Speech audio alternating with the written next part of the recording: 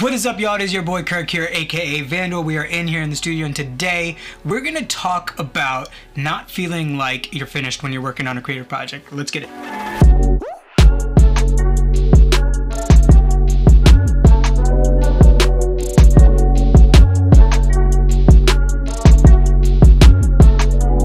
What is up, y'all? It is your boy Kirk here, aka Vandal, and on this channel we help creatives grow with tips, tricks, techniques, all that good stuff to help you become a better creative in today's marketplace and a more confident one too.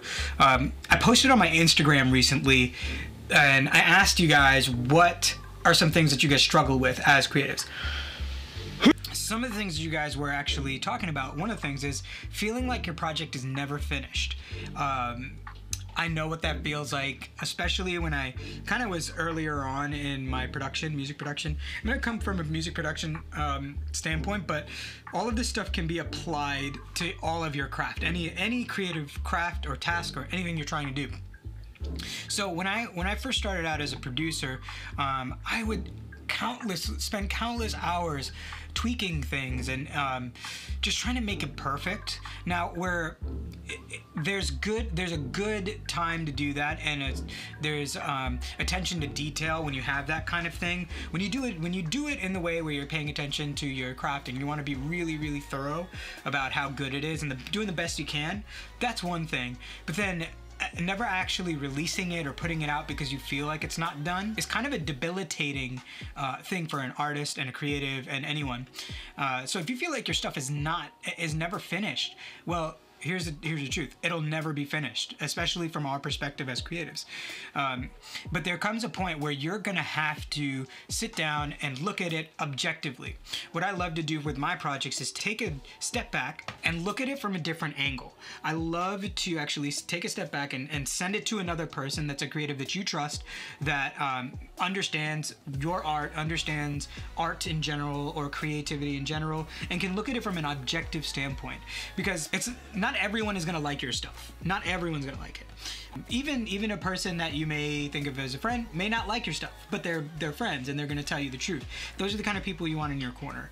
So what you want to do, if you feel like it's never finished and you're not putting stuff out, take a step, get out of your comfort zone, and send it to a friend that is a creative. Send it to someone that you can bounce the idea off of. That's actually an amazing thing that's actually helped me out. What it does is it helps me look at my project from a different angle. Sometimes they catch things that I'm like, so like I've gone blind to, I'm not able to hear. You get ear blind, nose blind, whatever, that kind of thing. So you wanna focus on that, send it to other people, show other people, see what their reactions are. And then compare also to, like, you know, the standard kind of thing that you're doing. What does it sound like or look like in the marketplace? Look at that as well. Honestly, you just have to decide. You have to make a choice to be like, this is done, this is the best that I can do right now. And if you take that approach, then that's gonna be something that helps you get your stuff out. And one of the big things too is, like, if you're going around in circles and you're like being indecisive about your art, you want to make sure that you just get into a point where after you've gotten feedback from a good friend that's a creative that understands creativity, and they give you like good feedback, you act on that feedback, you take it, and if you need to change things, and then right after you get that good feedback, just execute and send the song out, or send a piece of art out, or post a photo, or post a video, or anything like that. What you really want to do is just have a couple of stages of people checking you.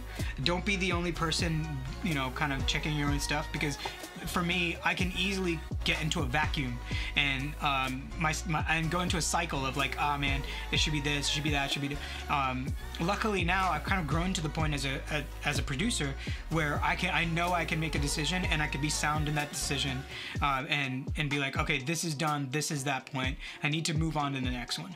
Now, what helped me grow a lot as a producer coming up and getting to the point where I feel like my stuff is actually pretty good now, is when I put the song out, I then like took a couple of weeks from listening to it, got the feedback from fans. Hey, your stuff is trash. All right, great, thank you. That actually helps. Hey, your stuff is actually really good. Thank you. That actually helps.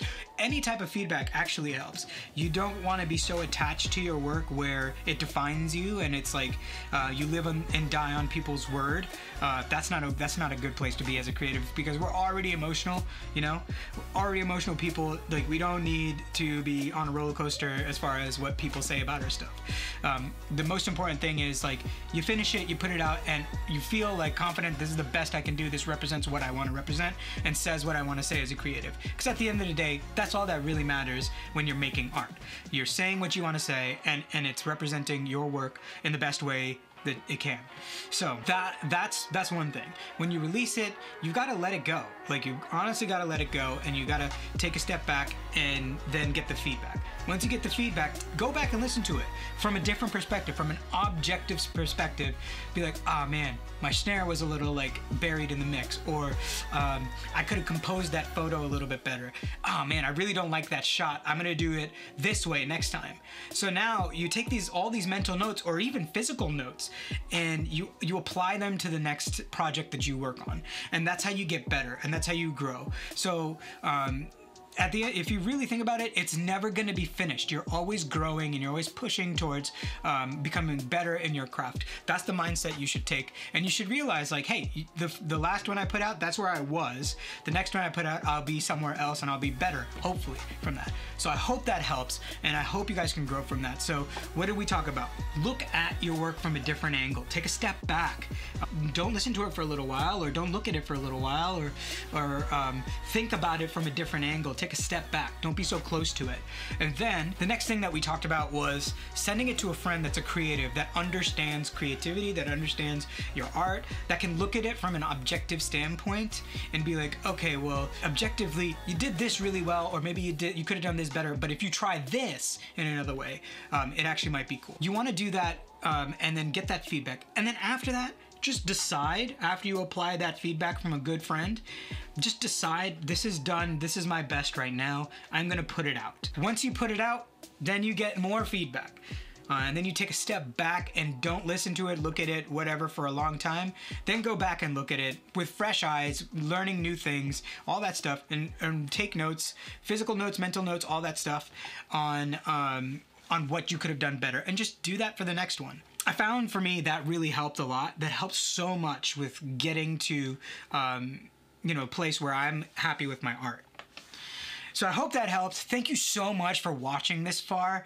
I hope these videos help you. I hope you can grow as a creative. And hey, if you don't have a friend that's a creative that you could bounce ideas off of, check the link below. There's a coaching call link below. You could set up a coaching call. It says 30 minutes, but we'll probably go for an hour, to be honest. So because I just love talking to creatives and love making friends and stuff like that. So if you need someone to actually jump in your corner and have someone to bounce ideas off of, check that link below.